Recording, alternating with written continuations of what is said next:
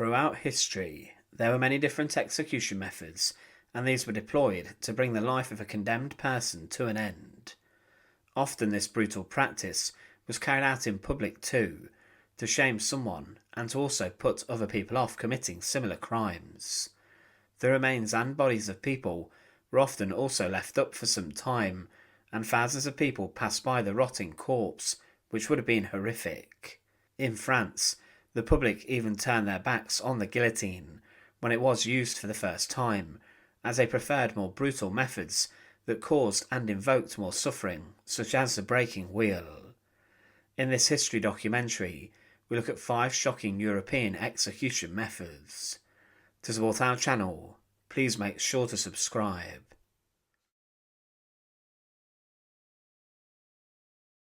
The blood eagle was important in its form of ritualistic sacrifice and as an offering to the gods, as much as it was to inflict pain and suffering onto a high-ranking criminal or enemy. According to 2 sagas, the victims were forced and secured into a position where they were lying down. Huge crowds would then gather to witness the sacrifice. The Vikings loved their gods, and the blood eagle was seen as a sacrifice to them, with the enemies of the Vikings being killed. Lying down, an executioner, sometimes a high-ranking member of the settlement, would take an axe to the condemned. They would take their weapon to the victim's back and would cut open a large wound or flap of skin and muscle from their back. Following this huge cut, they would then sever the ribs from the spine of the victim, would then pull the ribs out to the sides to form the wings. After this, the executioner would then complete the blood eagle by pulling out the victim's lungs and laying them over the extended ribs, and it was just before here that someone would likely have been killed. The point was to create a pair of wings, and then the victim could be suspended and displayed in huge scenes. There has been much debate as to whether this practice actually occurred, or whether it is just propaganda from the Viking sagas. The blood eagle does appear at times in Norse literature, and there have been also references to it. There are 2 specific victims of this practice mentioned, one being Halfdan Harleg, a prince, and the other being King Aella of Northumbria. Both of these executions were performed allegedly in consequence for a father being killed. The first account, from the late 9th century, claims that Thorf Einar ritualistically executed Harald Fairhair's son, Halfdan Longleg. It was said that the execution was done as a sacrifice to Odin. It was said of Halfdan's blood eagle, Einar made them carve an eagle on his back with a sword, and then cut the ribs all from the backbone and draw the lungs thereout, and gave him to Odin for the victory he had won. It was also referenced in another saga, saying, after Earl Einar went up to Halfdan and cut the blood eagle on his back, in this fashion that he thrust his sword into his chest by the backbone and severed all the ribs down to the loins, and then pulled out the lungs, and that was Halfdan's death. In both of these accounts, the blood eagle is clearly described as the method of Halfdan's execution, but it's closely linked with the sons of the notorious Viking leader Ragnar Lothbrok that we consider the blood eagle. Ragnar Lothbrok had many sons, but he was killed by King Aella of Northumbria, whom it said executed Ragnar by feeding him to a pit of snakes, in retribution to the raids and violence Ragnar had inflicted upon Northumbria. Following this, Ragnar's sons set out to avenge their father, and Ivar the Boneless captured King Aella of Northumbria. Aella was killed following a battle for the control of the city of York, and it was said that they caused the bloody eagle to be carved on the back of Aella, and they cut away all of the ribs from the spine, then they ripped out his lungs. The blood eagle was referenced again in the 11th century, and it was written again that Aella was killed by the horrific execution method. Aella's death was recounted again, and it was said that they did at the appointed time, and when they had captured him, ordered the figure of an eagle to be cut in his back, rejoicing to crush their most ruthless foe by marking him with the cruelest of birds. Not satisfied with impressing a wound on him, they salted the mangled flesh. There are other accounts of the blood eagle. It was said, now the blood eagle, with a broad sword the killer of Sigmund carved on the back. Fewer were more valiant, as the troops dispersed, a chief of people who made the raven glad. But there is debate as to whether the blood eagle was ever practised or not, or whether it was just used to make the stories and sagas better and to make the Vikings more feared. Doubt has been cast over the use of it as a sacrificial method. It has been compared to other brutal torture and execution methods, such as crucifixion. However, what has been questioned is the skill that a Viking chieftain had to perform the blood eagle well, to carve open the back and perform the ritualistic sacrifice. One of the legendary execution methods performed throughout history was the blood eagle. Whether it was actually performed or not is up to debate. However, it's practices like this that made the Vikings very feared. Through raids and propaganda, they became known as some of the most brutal and feared people across the medieval period. Usually it was those who were convicted of serious offences such as murder and robbery who would be punished on the wheel. People were either wheeled or broken on the wheel, and this execution and torture method would take place on scaffold sites for thousands of people to watch. The aim was to put the public off carrying out the same sort of crimes. The execution wheel was usually a large wooden wheel which had a number of spokes inside, similar to a wagon cart wheel, and it could be modified. Someone would be strapped onto the wheel, and the first point of the wheel was to cause mutilation and brutal injuries on the body. Firstly, the execution would begin with the breaking of a condemned person's legs, and this was usually done with the wheel being dropped onto the legs of the victim, and they would then also drop this onto other parts of the body, such as arms, shattering them. This was very painful, and the victim was usually wedged between wood to cause more pain. Sometimes these bits of wood had sharp edges on, which would then embed into the person. Following this, the executioner could then kill them by aiming the wheel at the victim's heart or neck. But there was often a second act of the breaking wheel, and the body of the victim was attached to another wooden spoked wheel, which was then attached onto a mast or pole for the crowd to see. It could even display someone on a mast, which would act as a crucifixion almost. Sometimes executioners would behead the prisoner or garrote them, if needed, and they would also batter the victim with wooden clubs, shattering further bones between the spokes. Sometimes wheeled prisoners were then thrown on a fire after the execution was carried out. The body would also be left out for days on end to decay, and it would then be picked at by the birds and other animals. In some cases, if the victim fell from the wheel still alive, or if the execution somehow failed, this was seen as God intervening to save the condemned, and they would then be cut down, however brutal the injuries were that they had sustained. There were accounts of people surviving a substantial time following an ordeal on the breaking wheel, with some people remaining attached to the wheel conscious for days on end. It's considered that the wheel could have emerged from France, but in the country the condemned were placed on a cartwheel. They then had their limbs stretched out along the spokes. The wheel was then turned slowly, and a hammer or iron bar was smashed onto the limbs, breaking them. This would continue even when the limbs were broken, and an executioner could take mercy on the victim by hitting them in the chest or abdomen. Usually shock or dehydration in this manner caused death, and in France people were sometimes strangled to death also before the breaking may begin. It was also used by the Holy Roman Empire for men who had committed murder, but those who had committed less serious crimes were also beaten on the wheel. More barbaric criminals were broken feet first, with the breaking of their legs, with the ordeal lasting for hours. One serial killer in 1581 was guilty of 544 murders, and over the course of 2 horrific days, he was tortured and executed on the wheel, with 42 strikes breaking his bones. There was one account in 1786 in which the breaking wheel was used in what today is Germany, in which the execution on the wheel was considered botched. Heinrich Doller was executed on the wheel for murder, and it was said that the first stroke of the wheel should have crushed his chest, and that this would usually kill. However, when the first strike happened, Doller was still alive, and was alive throughout the whole of his breaking, when all of his limbs were shattered after the numerous brutal strikes.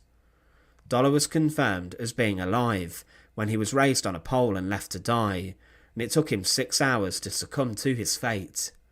It was said that inadequate weight meant his chest had not been crushed, and that a nail which was hammered through his brain had been hammered in too low, not to kill him. The method was even used in India, and also was used in Britain. In Scotland, a servant, Robert Weir, was broken on the wheel in Edinburgh in 1603, and it was used rarely in the country, with only murderers really being broken. It was even used during slave rebellions and in executing those who were involved in these. 11 slaves were killed using it in French Louisiana in the 18th century, who escaped their masters, and it was a common deterrent. It was also used in Russia and also in Sweden, where an eyewitness said of an execution on the breaking wheel, "Here the executioners gave him the first stroke. His cries were terrible, of the utmost horror, for as the headsman had no skill in his business, the wretch under his hands received upwards of 15 blows, with each of which were intermixed with the most piteous groans and invocations of the name of God. At length, after 2 strokes given on the breast, his strength and voice failed him. In a faltering, dying tone, he was just heard to say, 'Cut off my head,' and the executioner still lingering, he himself placed his head on the scaffold. In a word, after 4 strokes with a hatchet, the head was separated from the body, and then the body was quartered. Such was the end of the renowned Patkul, and may God have mercy on his soul." It was even used in Germany in the 1800s to take lives, and was still in use in 1836 in Hesse Castle. There have been many archaeological discoveries involving those who were executed on the breaking wheel, with their injuries showing how brutal the execution method really was. A famous case of its use is during the execution of St. Catherine, who was sentenced to be tortured and killed on the wheel, but when she touched it, it allegedly shattered before she was then later beheaded. However, the breaking wheel was a barbaric method of execution that was used on the European continent mainly. There are huge numbers of accounts of how brutal the practice was, and to see someone being beaten so savagely in this manner would have been very traumatic for someone to observe. Today, examples of breaking wheels can be found in museums and around the world, and upon these, such suffering must have occurred. The garrote is a weapon which is used simply to strangle someone. It can be made from many different materials, for example a rope, scarf, fishing wire, or even a chain. There are some who used it throughout the centuries in the form of a contraption that tightened around the neck of a condemned person. Throughout the years they have also been used as a murder weapon, and have been historically made also from telephone cord, guitar strings, and even piano wire. A stick sometimes can be used to tighten the garrote to finish someone off. Following the Second World War, the garrote has been used by many different soldiers in a military setting to silently kill guards and enemy soldiers, as it was seen as a quick and discreet killing method. Some special forces and units are even trained on how to quickly make garrotes out of pieces of wire or anything they can get their hands on. A military garrote has 2 wooden handles, which are attached to a flexible piece of wire, and then the wire is thrown over the head of the enemy, then the 2 handles are pulled tight, killing the enemy and silencing them rather quickly. The French Foreign Legion even used a double loop style garrote, where a double coil was wrapped around the neck of a victim and then pulled tightly. The weapon has been used as an assassination technique inside of different gangs also, and was used historically in the 17th and 18th century in India. They used a yellow silk or cloth scarf in the killings, and they aimed to crush the larynx whilst pressure was put on a victim's back, with the executioner's foot or knee placing pressure on the neck. But as an execution weapon, the garrote has existed for centuries, and was used in Rome during the 1st century BC. A number of conspirators were strangled to death using it, and throughout the centuries it was used continuously by different countries. It was used during the medieval period by the Spanish and the Portuguese, and was used during the Spanish Inquisition to execute heretics. It's a link to Spain where it is most famously used, and it was used during the Spanish conquest of the Americas. One famous victim of the garrote was the Inca Emperor Atahualpa, who was strangled to death using the garrote. Then his skin was burned along with his clothes, and in great shame his remains were then given a Christian burial. But the use of the garrote and strangulation continued to spread. For example, in the Ottoman Empire, it was seen as an execution method for the extremely high class. Members of the royal family and government were the only ones who were executed using the weapon, and a bowstring was used during many times inside the Ottoman Empire. But the Spanish would face garroting of their own soldiers during the Peninsular War of 1808 to 1814, when French soldiers used the weapon to strangle the opponents of Napoleon's rule. Often the executions of people using the garrote did occur in public. This would involve the similar steps as a normal public execution would, in which a condemned individual would have been accompanied to the scaffold with guards and a priest, who took them from their prison cell to the site of their execution. Once on the scaffold, a priest would give them final prayers, before they were then strangled in front of the crowd. The executioner would be considered rather skilled in their jobs, as they could kill someone in this method rather quickly, as the condemned were also tied to posts and stakes to ensure they did not struggle and fight as the life was choked out of them. In 1810 a metallic garrote emerged in Spain, and on the 28th of April 1828 it was said that the garrote was the only method of execution for civilians inside the country. In May 1897 the final public garroting inside of Spain took place in Barcelona, and following this the executions occurred in private inside of prisons. There are accounts of famous versions of the execution method. For example, one device was a chair with ropes and rings with locks for the wrists, forearms, waists and the legs of the condemned. The backrest of the chair had a wooden pole with a collar to shackle the prisoner's neck and a bolt which rotated. The bolt's end was usually a razor blade or a sharp spike in the shape of a star. When the executioner tightened the device, the spikes dug into the condemned's neck and broke their spinal cord. These improvised garrotes made death quicker, meaning that there was no need to wait for asphyxiation to occur, and it was considered much more reliable. But the garrote machines did have some issues. Firstly, the bolt would sometimes malfunction and go through the neck without touching the spine, causing the offender a huge amount of pain, which sometimes was not fatal. In the 1800s, a witness said of garroting, the bound person was dragged to a gallows and made to sit on a narrow bench, back tied to a heavy post. The executioner locks in the steel collar and fastens it to the post at the neck. When everything was ready, he took both hands and grabbed hold of the hand wheel, waving to his assistant to throw a black handkerchief over the condemned man's face, covering it. Then he began to turn the handle.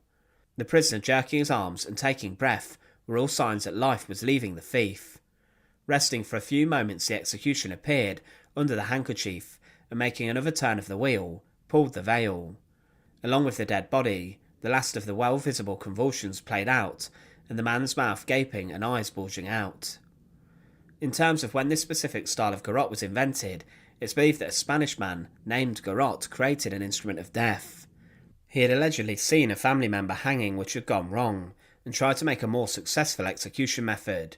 But it's believed in Spain that the device was a cruel part of the Spanish Inquisition, and may have also been used in the 8th century. But the final civilian executions in Spain by garroting came in May 1959, when prisoner Pilar Paredes and serial killer Jose Maria Yarabo in July 1959 were executed in prison. But there were more executions carried out inside the military, as these did not stop until the 1970s. Heinz Shea and Salvador Puig Antish in March 1974 had been sentenced to death for killing police officers, and these were the final state-sanctioned garrotings in the whole world. Some criminals did request execution by garroting in Spain, but following these two final executions, the executions were commuted to imprisonment. But interestingly, the final country to abolish garroting as a method of executing criminals was Andorra, who did this in 1990, but bizarrely had not used this practice to execute criminals since the late 12th century, meaning to outlaw it was rather pointless. The garrote today is mostly linked to the Spanish, in a similar way that the guillotine is a symbol of the French. But it was an execution method which could be rather primitive, or more complex, and as time went on the machines were used to reliably take the life of a criminal. Those who often faced the brutal punishment were murderers, but despite some things sometimes going wrong with the weapon, it was seen as reliable, especially using the machine. But choking the life of a prisoner who was tied to a stake would be more complex, and could take a lot longer. Damnatio ad bestias, appeared during the Roman Republic around the 2nd century BC and was part of other blood sports where people would take on creatures such as lions. But it was basically used as a method of execution where a person would be killed by different wild animals who were encouraged to savagely maul and attack a condemned criminal or victim. It was even used at the first games of the Flavian Amphitheatre in the year 80, and the actual purpose of condemnation by beasts is disputed. It could have been linked to religious sacrifice to the gods, as well as being a method of legal punishment. In places where lions were native, this was often the case in Africa and India, and there were accounts of humans being fed to lions and crocodiles in Egypt and Libya. During Alexander the Great's campaign in Asia, there were accounts of condemnation by beast, and it was said that a man who spoke before Alexander for someone who had been sentenced to death was themselves also thrown into a pit with a lion. But this Macedonian man managed to actually defeat the lion, and because of this he became a favourite of Alexander, and this won the emperor over. In Africa, a Carthaginian general named Hamilcar Barca threw many of his prisoners to beasts, and Hannibal ordered Romans who were captured to fight each other, with the winner then being forced to fight an elephant. Regarding the use of lions in Rome, they were actually rather rare, but other animals were used to kill prisoners and criminals, such as bears, leopards and tigers. It was used alongside gladiatorial combat, and there were two different variations. The first was to be thrown to the beast, where humans would be defenceless and would have no weapons, but the other type was where they were thrown to the animals and would be expected and prepared to fight, being given training, weapons, shields and even possibly armour. Some of the best beast fighters were trained specifically, but often condemned criminals would be thrown to the beasts to be just killed. Lions were used by two commanders in Rome who brought them to the city, and the execution of criminals using animals and beasts were initially used as a method of military punishment for crimes such as defection or desertion. Often those who were condemned would be tied to columns and would be bound, which left them defenceless, and they would be eaten rather quickly. There are some recorded accounts of damnatio ad bestias. For example, in Rome, Strato, a Greek geographer, wrote how he saw a rebel slave leader, Celerus, being executed in this way. Also, it was recorded how a thief and bandit, Laureolus, was crucified, but then he was eaten by eagles and a bear, whilst he was still alive. Other executions took place over the years, and it was said that one man was thrown to the beasts, purely for entertainment and humour, as a crowd deemed him so ugly that he should be thrown to the animals. So this man was killed purely as he was deemed to be too ugly. Caligula would force prisoners and condemned individuals to be fed to circus animals, as during his reign the price of meat went too high. Another Roman general, Pompey, would also put on huge spectacles using animals, in which he would stage a fight between armed gladiators and 18 elephants. But inside of Rome, the most common animal used for executions were tigers, which were used specifically to kill, and then brown bears were used, but these were less popular. Damnatio ad bestias was used heavily against Christians, and this began in the 1st century. Under the reign of Nero, Christians were persecuted, and it was said that these men and women were wrapped in animal skins, and they were thrown to dogs, who mauled them to death. This was also used by other emperors, who performed this sort of execution in the arenas and amphitheatres, and they even used larger animals. This persecution of Christians was meant to signal them as the worst criminals of the Roman society, and was meant to show the population that they were not to become Christian. There has been no evidence found that suggests that Christians were executed on the grandest stage of them all in the Colosseum in Rome, but Christians were technically guilty of treason, were considered to have dissented against the gods worshipped by the Romans, were classed as witches and followers of magic, and were even deemed confessors of a banned religion. Because of these crimes, they were considered the worst criminals in society. The Roman public would cry, "Away with them to the lions," referencing how they wanted to shame the Christians inside of the theatres. There were many other crimes in which people could be thrown to the lions for that haven't been mentioned. One could have been for being a sorcerer to harm others. Those who were guilty of poisoning were also thrown to lions. Also, counterfeiters would be thrown to animals, but often were also burned alive.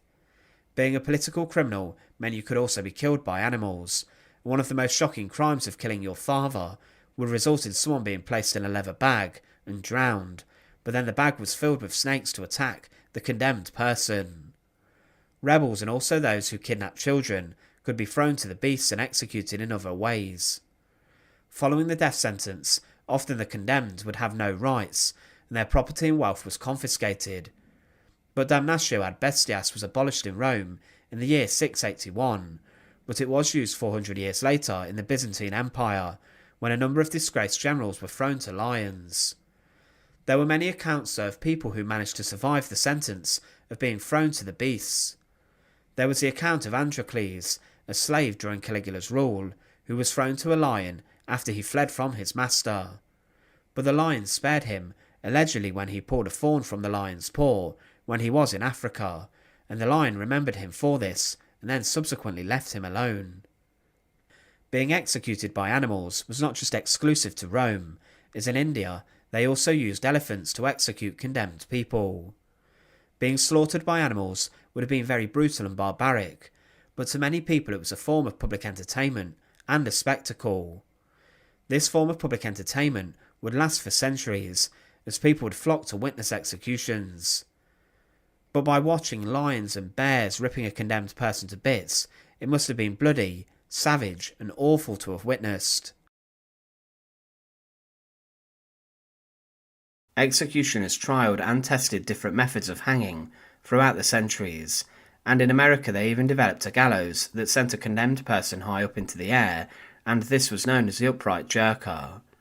On the whole, this was unsuccessful, as there were more botches than successful executions, but all of the trials were done to avoid botching executions that were poorly performed. One of the worst executions conducted saw Black Jack Tom Ketchum lose his head on the gallows. It was said of this that he walked firmly up the stairs, saying as he went up, "Dig my grave deep, boys." Stepping upon the trapdoor he asked for the black cap, and it was placed over his head, but it had to be removed to permit the rope to be placed on his neck, and whilst they delayed somewhat, he became impatient and said, "Let her go, boys." The sheriff cut the trigger rope with a hatchet, and his body shot down with all its 215 pounds of weight. Everyone within or without the stockade held their breath, and the hearts gave a great bound of horror when it was seen that his head had been severed from his body by the fall. His body alighted squarely upon its feet, stood for a moment, swayed and fell, and the great streams of red blood spurted from his neck, as if to shame the very ground upon which it poured. The head rolled aside and the rope, released, bounded high and fell with a great thud upon the scaffold from whence it came. Even at the end of the Second World War, John C. Woods would botch the Nuremberg hangings in the 1940s, but inside of Austria there was a different execution method used. The hanging procedure often inside of Austria was not regulated and kept in check by legislation, and different hangings were carried out by executioners who operated within the nation. The decision on how a hanging should be carried out was decided by local officials and government, and there were also no special gallows used for hangings, unlike in England, when the new drop gallows was devised. Usually the hanging rope would be tied to a tree, and the victim was hoisted up and placed on a platform, such as a chair, and this was kicked out from underneath them, and the victim would die from slow strangulation. There were also inside of Austria no professional or state-appointed hangmen, and the executioners were usually policemen or men who had worked as bodyguards. Many lands which fell under the influence and control of the Austrian Empire used shooting also as a legal method of execution, and this was the case when the Yugoslav kingdom was established in 1918, but the nation retained Austrian laws, and in these, executions were to be carried out using the hanging, which were to be performed by a professional hangman appointed by the government. In 1929, inside of Yugoslavia, a penal code was adopted which stipulated in certain parts of the nation that hanging was the only method of execution to be carried out, and this was to be done on what was referred to as the Austrian Gallows. This was a single wooden post, in which there was a metal hook at the top, where the noose was to be attached, and then at the back of the post was a small platform for the executioner to stand on. The condemned were walked up to the post, and they were then stood on a wooden box with their back to the post, and the executioner then placed a noose around their neck, and usually a piece of cloth or a cap over their face, so that the crowd could not see the final moments. When the executioner gave the signal that he was ready, his assistant then kicked the box from underneath the prisoner's feet and pulled down on the body by the legs. The weight of the body then tightened the noose and caused death. However, this was said to have took around 10 minutes to occur. Hangings at this time were usually carried out on the Austrian gallows within the walls of a prison, so that the general public could not see what was happening, and appointed to oversee the execution were judicial inspectors, a doctor, and also a priest. The priest would provide spiritual guidance to the condemned in their final moments, but the doctor was there to confirm that death had occurred with the stopping of the heart. Also allowed to witness the execution were 2 representatives of the local community, the prisoner's closest relatives and the defence counsel, as well as local police and law officials. Some honourable male citizens could also apply to witness executions on the Austrian gallows, but many people managed to gain access to witness these executions without having the proper permission. But sometimes the executions were much more public. For example, in 1925, a crowd of over 3,000 men, women and even children had gathered inside the yard of a district court to witness a hanging on the Austrian gallows. The Austrian gallows was also used to hang people simultaneously on different posts, and each of the condemned were brought out separately, so they could not witness the executions of the others. The judgment was not usually read, but was printed out and distributed amongst the witnesses.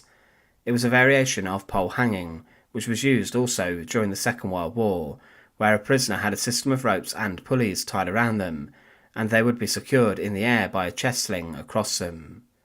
The executioner and his assistant then passed a system of ropes through the top and bottom of the pole, and when ready the chest sling was released. As the condemned jerked downwards, the executioner manually dislocated the neck, pushing the head to one side, and death was said to have occurred in a matter of minutes.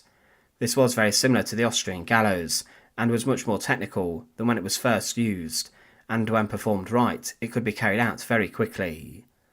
After execution was carried out on the Austrian gallows, the body of the condemned was usually left on the post for some time, possibly even hours, and then under the cover of nightfall, they would be cut down and buried in the evening within the local cemetery, if this was allowed. The body was also at times given to the family of the condemned, if they wanted to bury them in their own family plots. But at the end of the Second World War, inside of different lands, post-hanging or the Austrian gallows took the lives of many high-ranking war criminals, such as Kurt de Luger, Karl Hermann Frank, and Ferenc Salazzi. These men were prominent politicians and officials who worked for the Nazis or were in collaboration with them, and their actions resulted in the execution and torture of thousands of people, with their own executions being conducted in public. Salazzi, for example, was a politician who was executed on the post, along with many other people. The Austrian gallows were also used to execute a number of women who had collaborated with the German enemy. But the Austrian gallows was an execution method which was adopted by nations who had lived under Austrian influence, and in Yugoslavia they decided to keep the laws of the Austrians, and with this they deployed the Austrian gallows to take the lives of many people. It was an execution method which saw someone slowly strangled to death, initially after a period of about 10 minutes, but then different modifications were made to make someone succumb to their ordeal quicker on the Austrian gallows. Thanks for watching.